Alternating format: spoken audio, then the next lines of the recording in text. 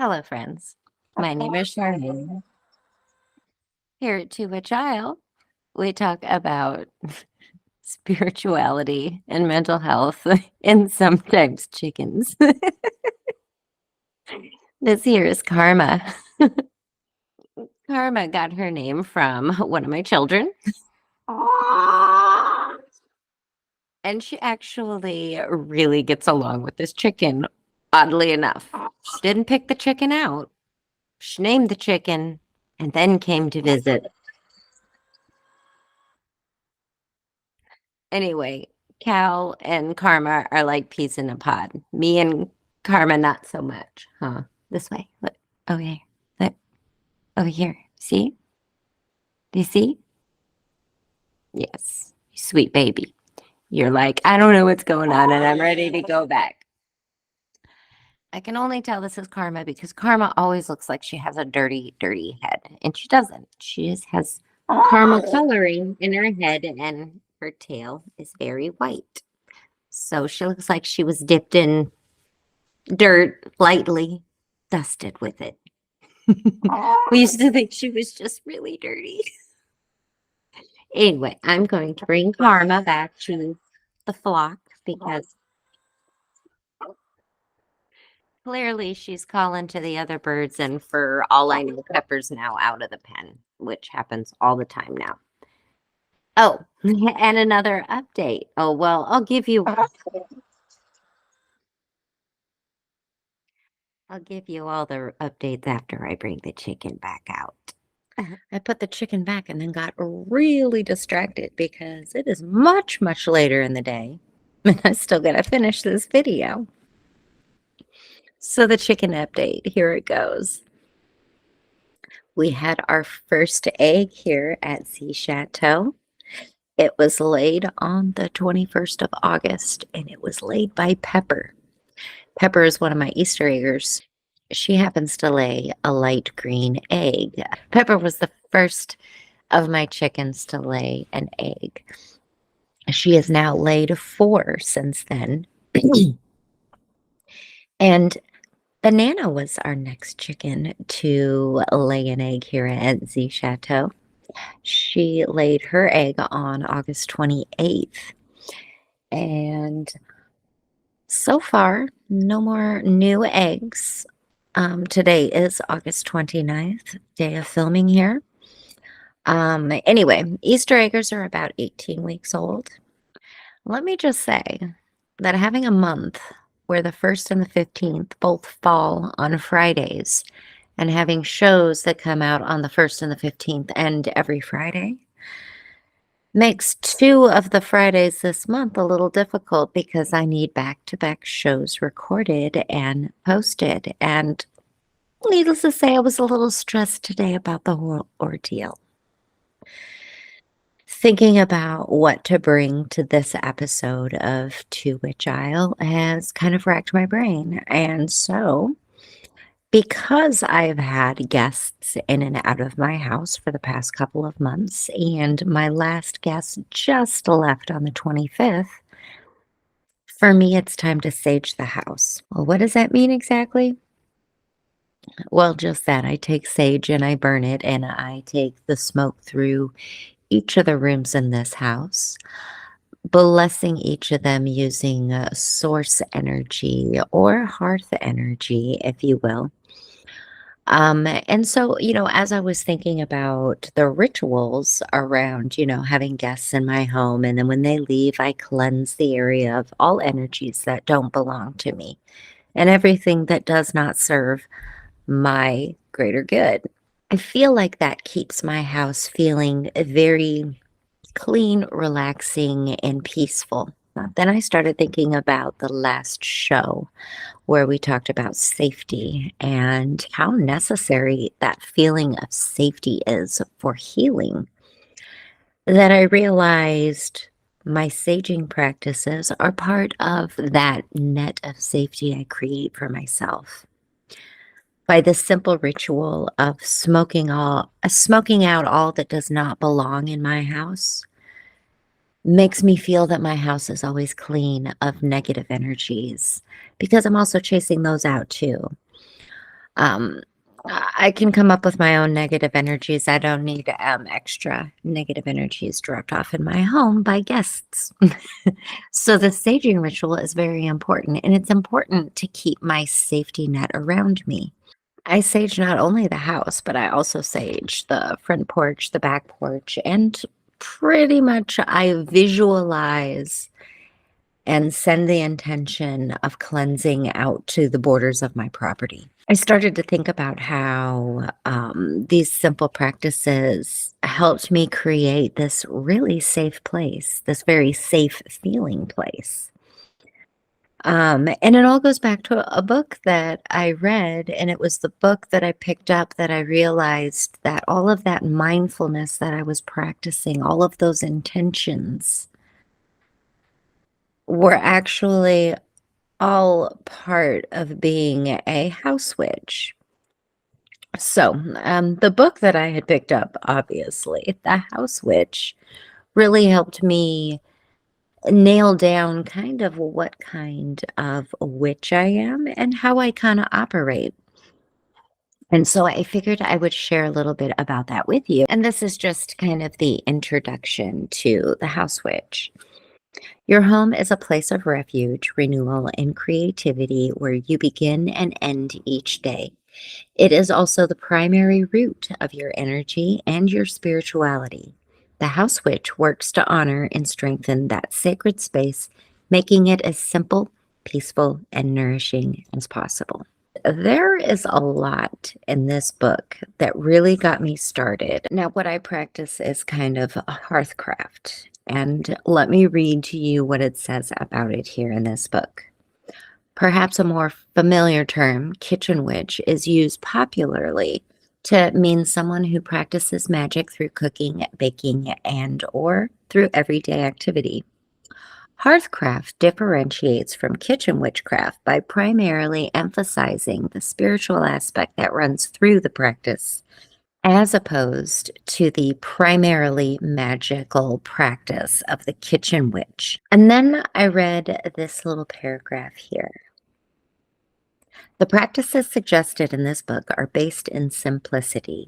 Here, the word ritual doesn't mean something full blown and complicated. Instead, it means an intuitive ceremony or something set apart from everyday action by mindfulness and conscious intent. Also, the word magic means the conscious and directed attempt to effect change by combining and directing energy toward a positive goal.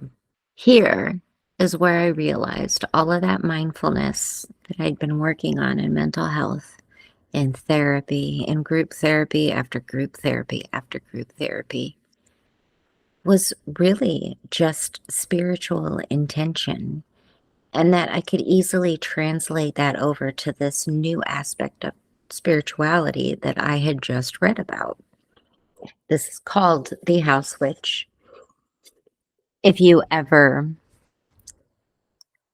if you want to spend some time checking into something that is maybe a little different from religion, has a lot of good mental health stuff in here, and also brings a little bit of magic into your world. This is how my spirituality really started. My mental health work I had been working on for a very, very long time. It's that spirituality. It was the spirituality aspect of it that I just couldn't quite put together. So I recommend this book, The House Witch. I will link in the bottom the details of this particular book. When I lived up north, it was I started putting into practice little bits of that book, but once I moved down here to where I live now in South Georgia, my home is filled with little aspects from this book. Small aspects of just like decorating and what you like, what your style is. And my style is very heavy in the horror theme, and I love all of my zombies, and I love of the little things that I have and the knickknacks that I've collected over the years, gifts that have been given to me because they have zombies on them. I love everything, and I proudly display it all throughout my house, and everywhere you look, you'll say, "Oh my gosh, that's different," and I love that about it. This house is definitely uniquely mine. Um, but with that comes along this sense of positive energy for myself. Now, I've had people come through my house and not like it one bit. I've had people come through and see some of my art projects and think, wow, that's scary. And it's not about them, it's about me. This makes me happy every day. Every day. It doesn't have to make them happy at all. They don't live here. I do. And I think that's what I love about this space. I have a lot of people come through and visit, and I've had recently my children stop by. I had my middle child was here for a bit, um July timeframe, May, July. Then my oldest came for just a quick visit, a couple days here and there. And then my youngest was out to visit for a couple weeks as well. And as they were all here, they all tend to get pretty amazing sleep. It's one of the things I hear most frequently after guests have been here is that your house is so calming, and I got the best sleep of my life there. I attribute that to the practices from the house witch, the hearth magic that I use, the hearth craft, and just always maintaining my own energy, not allowing myself to fall into despair for too long. It's important to feel your feelings, but there's no need to unpack and live in them. You can problem solve because that's what feelings are. Feelings are just indicators that something's up. And it's up to us to figure out what those feelings are telling us so that we can take appropriate actions to either make ourselves feel better or to continue our good feelings. Or, if we do need to spend some time doing a little bit of shadow work, then to go ahead and feel the tough feelings, feel the uncomfortable stuff before diving back into reality, which is right now, things don't need to be uncomfortable unless I want them to be. Sometimes it takes a shift in actions. If I'm dwelling in emotion that I don't particularly like, then I need to shift into something different. Sometimes when I am sitting with emotions that are uncomfortable, or I find myself that I've been sitting with this uncomfortable feeling for a long time, and I don't need to sit with it that long, that, it feels like something that's even clinging to me. Well, you know what? There's no harm in getting up to my altar, lighting a little bit of sage, and smoking it around me and telling myself that I release myself from the feelings that I am feeling right now, that I accept that these feelings have come into my life at this moment, but it's time to take a break from these feelings and move on to something a little better right now. I sage that feeling off of me, and then I do something that does bring me happiness. Now, sometimes that takes a little soul searching, a little digging, because sometimes feelings, it's easy to get stuck in feelings. When you're healing from trauma, it's easy to get stuck in feelings. I would say anytime that you feel like you're stuck in an emotion, there's no harm in busting out some sage, smoking yourself in the head a little, and just saying, I release this now. Sometimes saging isn't enough to let go of an emotion. And you know what I do then? I bust out a piece of paper and I start writing. The easiest way to do this is to set a timer for like 5, 10 minutes and sit down and with a notebook and start writing. Just start writing and keep writing until the timer goes off. The point of this exercise is to actually clear out what is in your mind. Sometimes I'm thinking about a friend and their problems and what they're going through, and being an empathetic person, sometimes I collect those feelings and I almost hold them as my own without knowing it. Sometimes when I hold space for people, uh, I can pick up some of these emotions. And so when that happens, it's time to cleanse. Sometimes I'm thinking of family situations. Sometimes I'm thinking of struggles that my kids are going through. And I know those aren't my problems and I need to release them. There's no harm in busting out some sage or some incense and sitting for a moment and telling yourself that it is okay to release these feelings and these emotions that you're having. Voice out 3 or 4 of your gratitudes, what you're grateful for right in that moment.